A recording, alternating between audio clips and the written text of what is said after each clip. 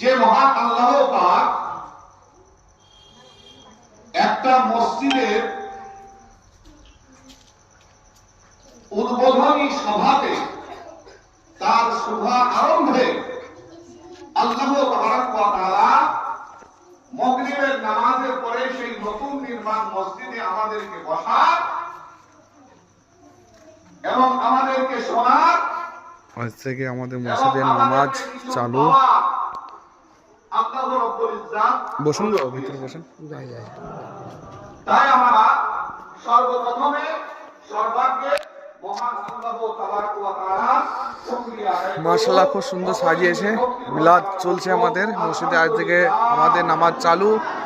মাশাআল্লাহ, খুব সুন্দর। পরে পরে আমার ও আপনার নবী তথাপিও সমস্ত নবীদের নবী নবী আখিরুল জামান আহমদ মুস্তাফা মাশাআল্লাহ, দেখাচ্ছি